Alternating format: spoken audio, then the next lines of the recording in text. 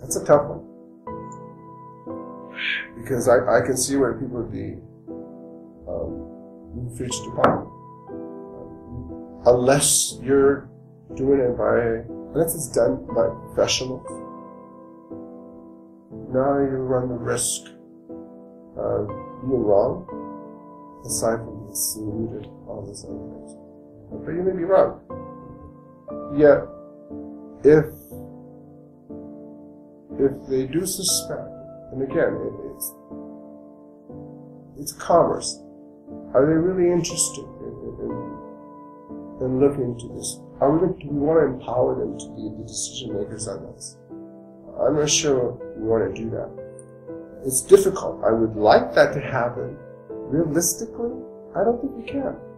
And also, there's a time involved here. They possibly could be fine. They could pass an exam at that time. Just go down, theoretically, 3 or 4 years down the line. Something happens. Say something wrong, either from anywhere from drugs, alcohol, to anger, to disputes with family, whatever.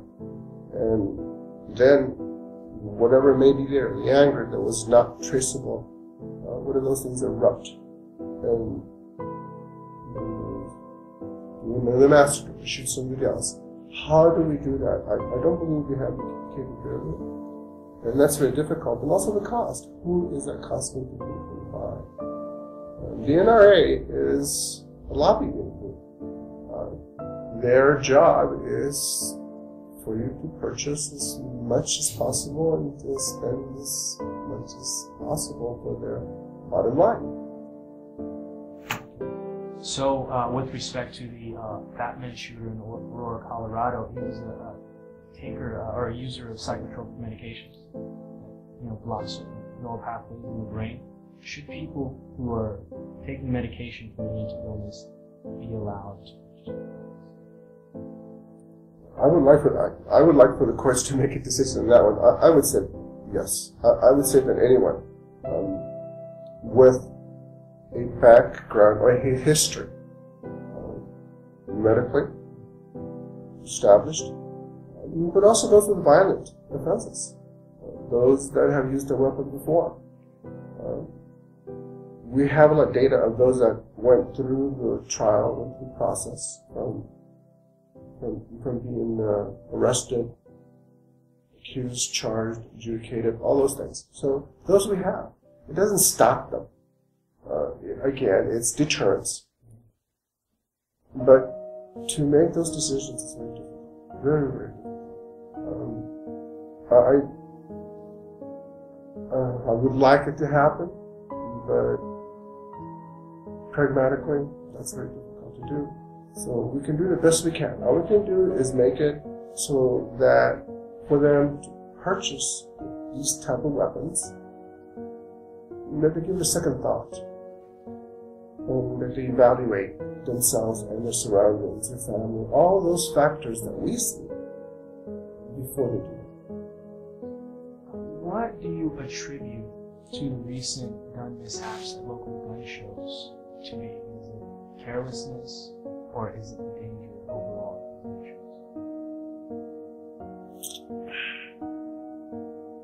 I'm sorry, repeat the question? So recently, gun shows have had certain mishaps where loaded weapons are handed over to purchasers and you pull the trigger instinctively and they get hurt. Do you think that's a reason? Do you think that's a reason to eliminate these gun shows? No, not enough. Get a good lawyer and get as much as you can. That should not happen. I'll give you a case only because it's done. Mental health issue. The male was suicidal. An adult, obviously.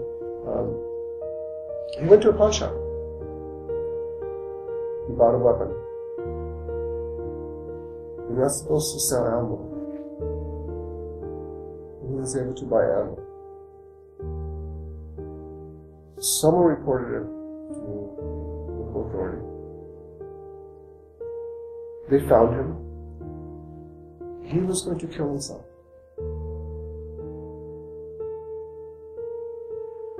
Eventually, he succeeded, but not with a weapon. How do you control those things? In gun shows, absolutely you can do that. That's just, on so many levels it's wrong. Carelessness at the very, very least. But outside of gun shows, which is a controlled environment, you've got a greater risk. But gun shows to me are like any convention. They're there to sell, and they're going to sell, and they're going to make as much. They have a lot of investment, so they need to push and get you to buy whatever it is, whether you need it or not. It's like anything else. So that's where I think it begins, but it's not enough, because accidents do happen in the most controlled of environments.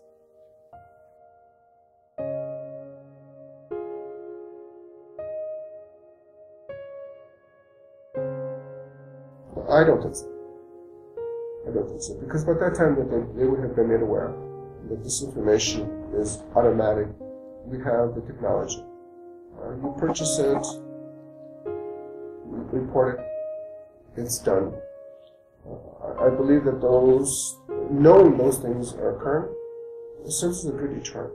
So if you purchase it for the intent that you believe, from recreational to hunting, protection, once it's reported, I believe that it will be a deterrent.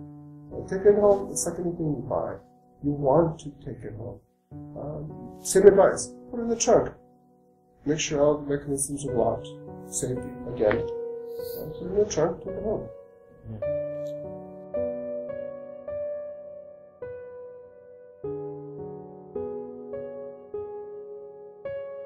It drives it underground. So the legal practicality, I believe, will deter a tremendous amount. That I don't know how much it will be. And then it will go underground.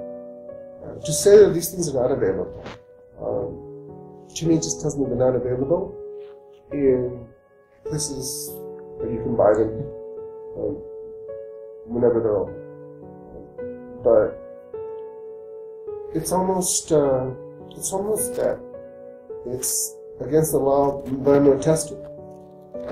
But weapons, the prices go up or down, whatever, but you can get them. How much do you want to pay, and what do you want to use it for? I say, as part of my routine when I do my court reports, is that you can get anything, it's how much money. And what are the costs?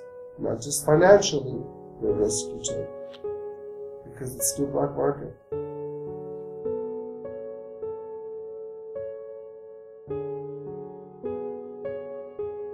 That one, I think, that's personal to me. We should not be outgunned by the criminals. I do not and cannot convince myself that anything other than a 12-shooter, as it were, is a purpose of self-defense.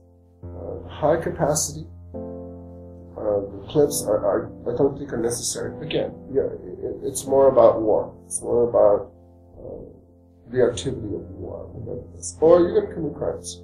But one thing that I've not seen, and it bothers me, which is why I say it's personal, is that kits that are available to convert semi-automatic weapons to fully automatic weapons.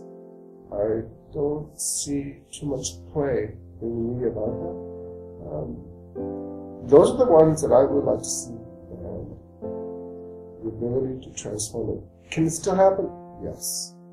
But to have it available to purchase ready-made, I think it's a mistake. So on a more personal note, are you a gun owner yourself? No. Have you ever wanted to buy a gun at one point in your life? Only in my professional world. Okay. Fortunately, I have had assignments where I didn't need to. I could have. I still can. I did grow up in a house with weapons. My grandparents and my parents, they had rifles, they were hunters. We just didn't pursue it because it just didn't have the same thrill that they enjoyed. It was recreational for them.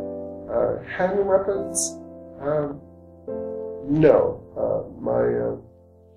My father finally acquiesced to his children about getting rid of the handguns, but the rifles, he can't.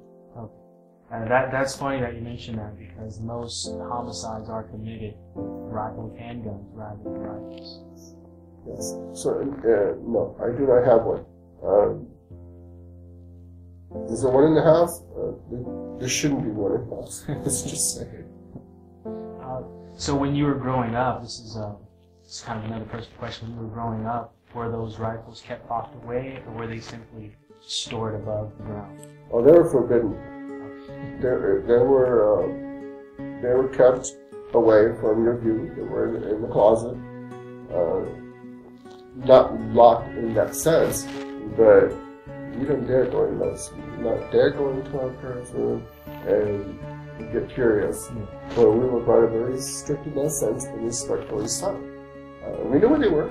In an emergency, we had access to them, yes. But to just play with them, we were trained by our parents that those were for your protection, and that's it.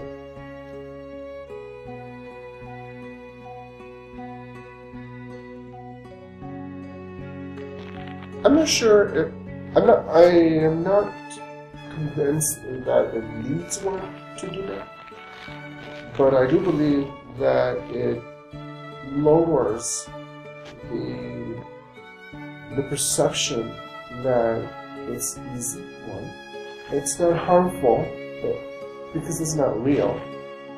I think it does lower that threshold of caution that you may have. So there is an effect, yes. But does it push you into doing it? I think personally it exists before that. For whatever reason. For whatever reason it's there. Does it push you over that edge? I don't think so. But I do think that it lessens that cautionary tales that we try to distinguish.